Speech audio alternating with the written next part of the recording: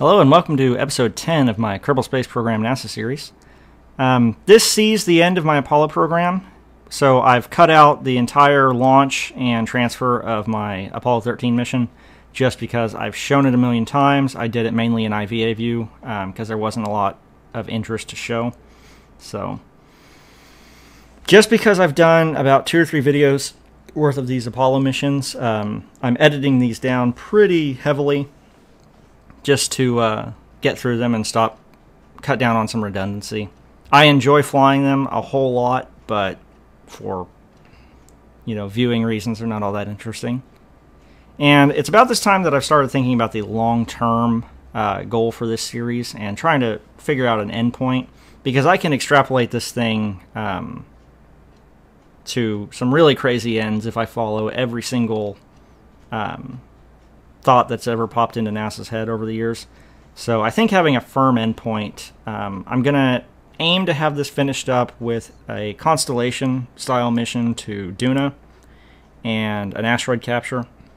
I'm still going to do Space Shuttle, Skylab, Venture Star, and International Space Station stuff here, but I think that's going to be a pretty good endpoint, is have a manned mission to Duna, Constellation style, which it'll be Constellation with a little bit of the Ares program from the book The Martian, if you've ever read it. That'll give you a little familiarity with what I'm trying to pull off there. I'm still going to do Voyager and a bunch of unmanned probes, but just because there's some other things I'd like to do with Kerbal Space Program. I'd like to maybe do a series where I just let my imagination kind of run wild. And it's a lot more difficult trying to hold to actual real-world mission profiles than I was expecting it to be. So I'm going to build a Soyuz module as an escape craft on the International Space Station when I get to building my version of it. But as far as replicating the Soviet and Roscosmos programs, my depth of knowledge isn't great enough to really do any of those justice. So for the time being, the only Russian or Soviet era flight we're going to be seeing is a Soyuz module, because it has been so important to spaceflight history. It'd be kind of pointless to ignore it. And I've noticed that it wasn't till now that I've actually shown my Saturn V replica in action, because I've been flying everything IVA. So here it is, Apollo 14, lifting off on the final Apollo-style mission for the moon. I'm kind of torn on this because I had to do a lot of futzing around to get my CSM and my lander properly attached to this rocket and make it work correctly. But really, it comes down to I was building this rocket out of a kit, so I feel like I've kind of cheated there a little bit, but it flies perfectly, even in Ferrum. I was surprised at how I don't have a whole heck of a lot of Delta V left over in these lower stages. My transfer stage, I usually end up with a ton of unburned fuel, but that's a function of Ferrum lowering my Delta V to orbit requirements. And because the thrust-to-weight ratio is so great on those Vulcan-type engines, I actually pitched this thing over far too... it's pitched too steeply, and I didn't start turning until way too late. So I kind of have to hang on to that lower stage and wait till I'm closer to apoapse to activate my circularization stage. But back to what I was saying earlier, it's been a lot more interesting than I was planning this to be, but at the same time, it's got to have an endpoint. So there we are. Remote Tech 2 has had its plugin deleted.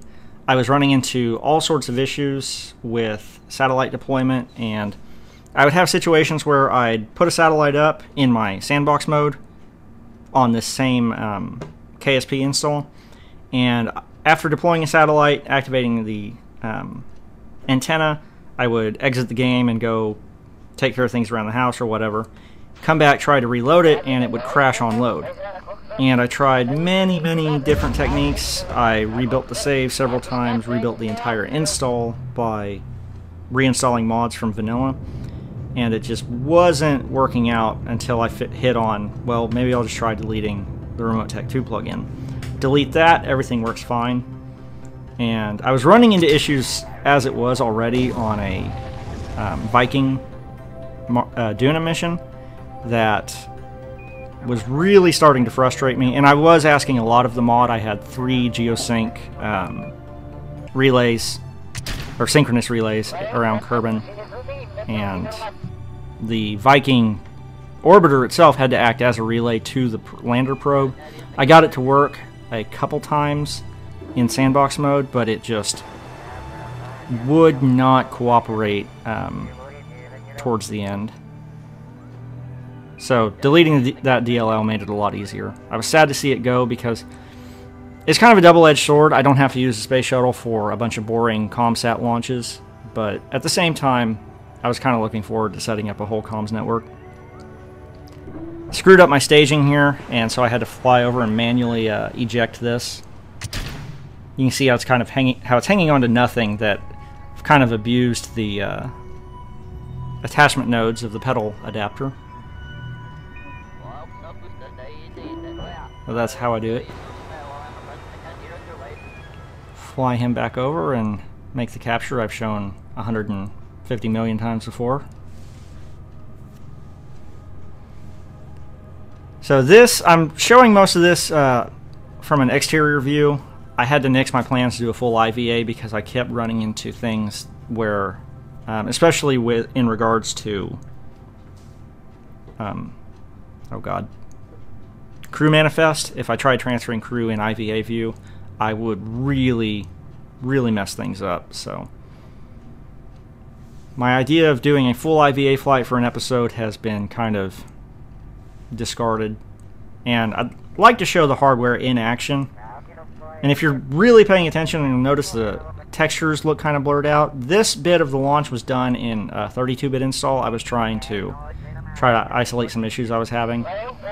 They were not native to 64-bit. It was just a matter of a little bit of save corruption. So I'm back on 64-bit again by the time I land this, and everything's been running pretty stable.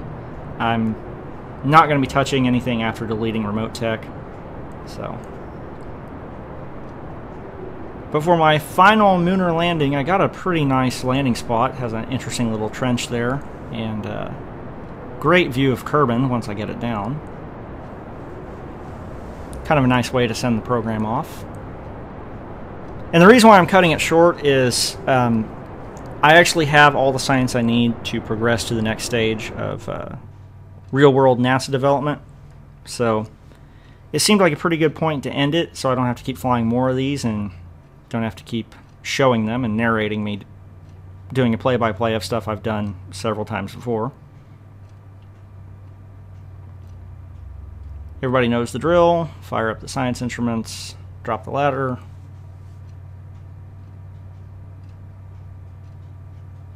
Forgot to unlock all my ascent stage tanks, which could have sucked. Should have really set those to an action group, but this is my last Apollo flight, so those will just have to remain regrets. I got Kerbin hanging right over the edge of that ridge. Looks pretty nice. But I've also had to, because I've eliminated Remote Tech, I've had to rethink the role for my space shuttle.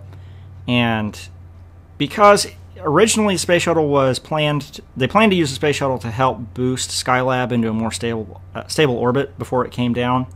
However, as happens a lot in space development, because they're dealing with a lot of unknowns and first-time applications of technology, there were delays, and the shuttle was not ready by the time Skylab decayed to an unsafe orbit.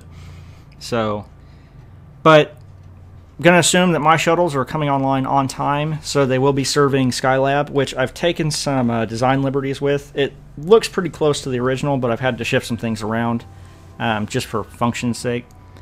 But the role for my space shuttle, I'm going to use it to orbit a Hubble telescope. I'm going to service Skylab, going to build an International Space Station with it, and that's going to be essentially it. I'm going to try to do at least one satellite capture, just to see if I can. But I'm only going to build 4 shuttles. I'm going to create custom name tags in Photoshop so I can keep track of them. And if I lose one, it stays lost. If I lose 2, the program is going to be over. But little mishap in the exploration of the trench. I totally forgot how funky some of the geometry and physics can get on these tight seams. So we're just surfing down to the bottom of the trench. I was starting to panic a little because he was building up some pretty good speed. Didn't quite want to lose an astronaut here. Poor Dunford Kerman's just hanging on for the ride. Be really nice to get some better ground physics out of Unity. Ground friction physics, at least. But he's in that weird regime somewhere between ragdolling and being under control. And finally he tips over enough to just sprawl out.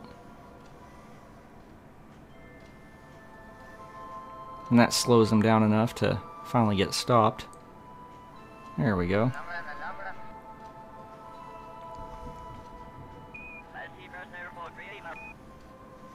And I wanted to get to the very bottom of the trench, but I figured probably wouldn't be wise to push my luck, so I planted a flag to commemorate the journey.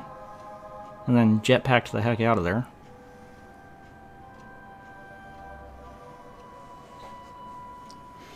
Yes, the one scary, somewhat wild moment in an Apollo program mission, and it happens on the last flight.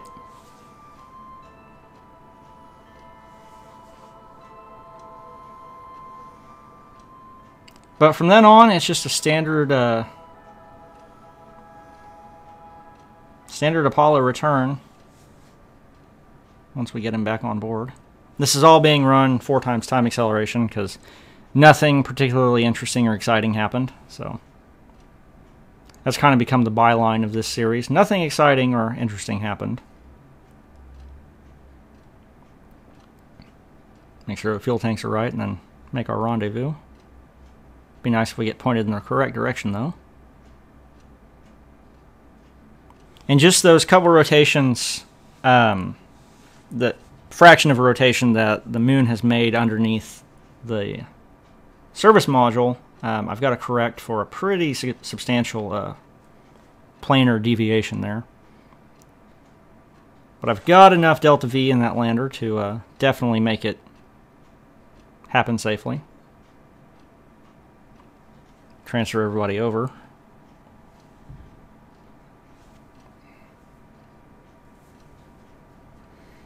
Crew manifest, crew transfers, pretty useful. Really going to come in handy when I start doing space station missions.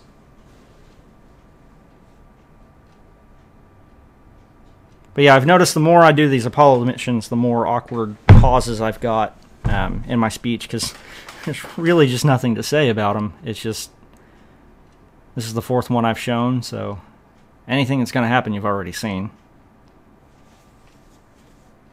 Cut everything out for a nice standard return.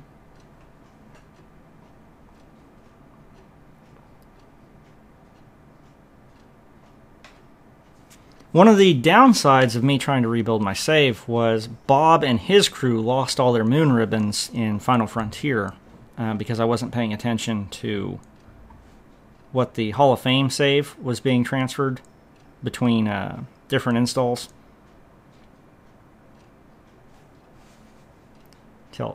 Did this a little while ago. Just been fighting all these technical issues and trying to get enough footage put together for a episode. But yes, the Apollo program is finally finished here. And so we can start unlocking parts for our space shuttle.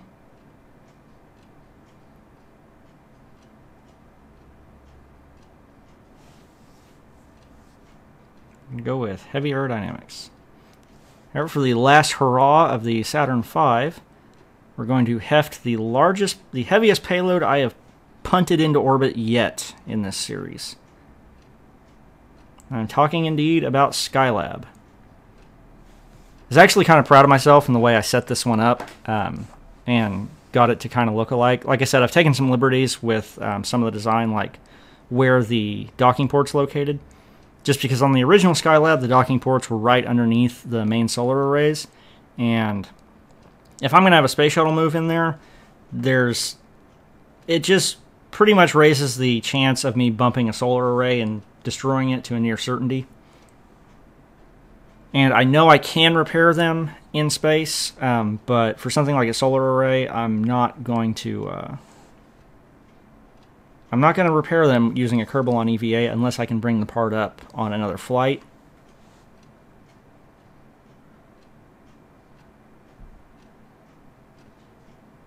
And at this point, remote tech is obviously still active.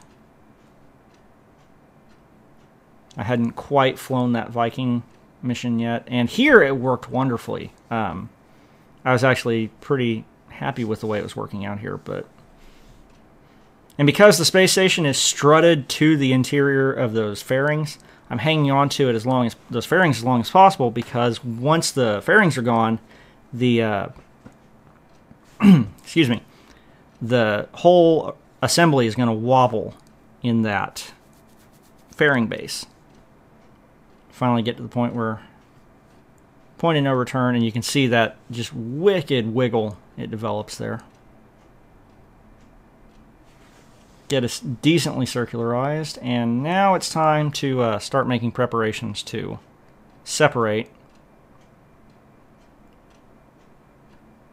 I want to get that the only battery on that circularization stage that's the only one on there, period. Want to get that charged and put it into a sleep mode, because I'm going to try and deorbit that.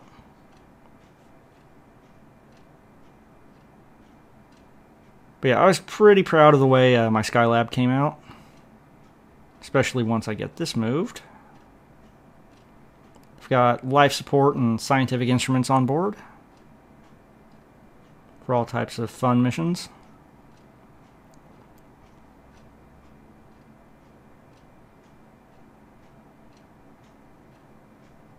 Flying autonomously through the satellite network, and boom, we have a Skylab.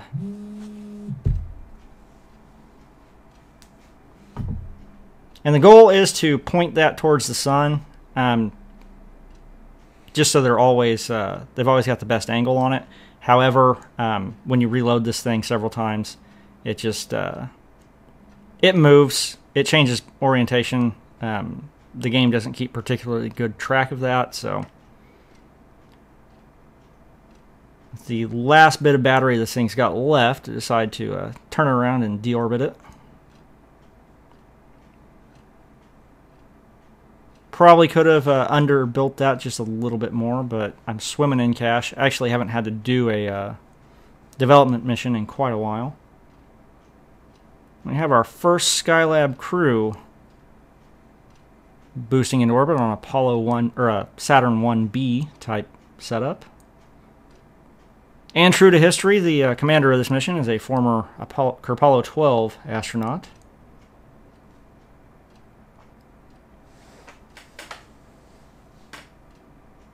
I was trying to go for a direct descent instead of having to chase this thing around the orbit a couple times, but first time flying this, I messed it up a bit.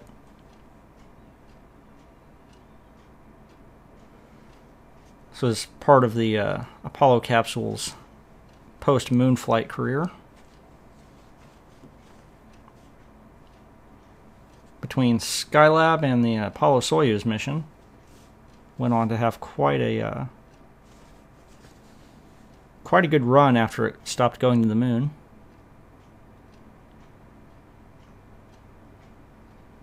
But yeah, I chased this thing around for a couple orbits because I didn't want to just burn into it and have to brake at the last moment. The service engine is very, very efficient, but it doesn't have a heck of a lot of thrust.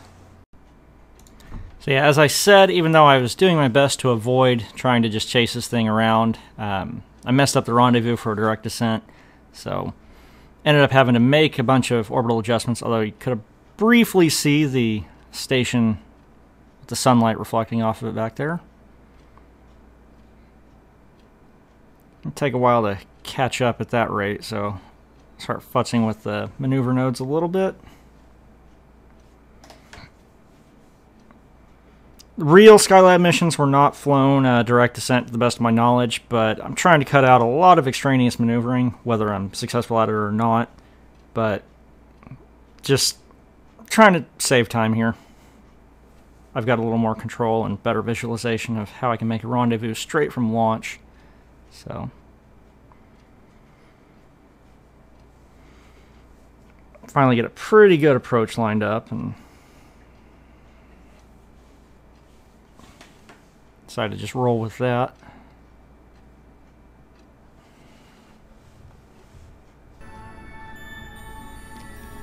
Finally, after much waiting, we get to the terminal phase of this, and this is where I made the biggest change to the actual Skylab. I've got my docking port at the far end from the solar arrays. On the real unit, the real space station, docking was done directly underneath the arrays, which isn't much of a problem when I'm just bringing up these 2.5 meter Apollo CSMs, but I do want to get a space shuttle docked to this at some point, and so you can see right there I would have a hard time getting the ship in there without possibly clipping a solar array. So just for basic usability, decided to move things around a bit. And I had bold plans. You can see I've got that big satellite dish on the Skylab. I was going to use it to tie into the my communications network. Obviously, with Remote Tech 2 gone, that didn't really happen so much. But it ends up looking cool at least. And I've got to go in and manually model the Remote Tech antennas to kind of act as stock antennas, because I do like the way they look. And I want to keep the models and textures installed so none of my stuff that's in orbit gets deleted. And this is the first application I've made of the Station Science mod, and because I was using an older version, I was using, I think, their version 0.18, which was, I think that was actually a 0.240 compatibility mod. Now we're on 2.4.2.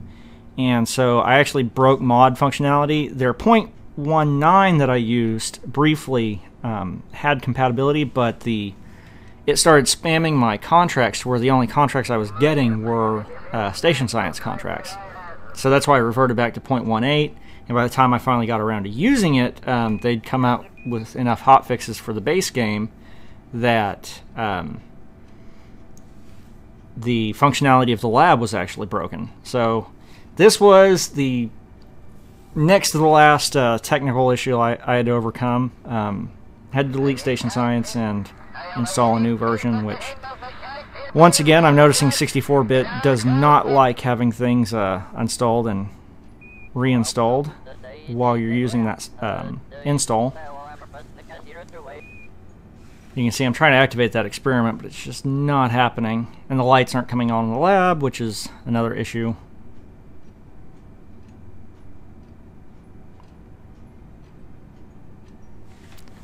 Get ready to move the crew over. Yeah, this is just the final part of the flight. I have those docking alignment lights you can see lit up there. But starting to run into those technical issues, and at this point I was about to start chewing a hole in the wall. I was getting so frustrated. I honestly think, knock on wood, and this is like the 30th time I said it during this series, but I honestly think I've got everything ironed out now, and with Remote Tech disabled and Station Science updated, every other mod I've been using I have actually tested in my sandbox save, which I'm using as a simulator to kind of test and develop spacecraft for the series proper without worrying about losing Kerbals and just trying to make stuff fly right. But in the next episode, we are going to be on to Viking and the Space Shuttle era. So stay tuned, and thank you for watching.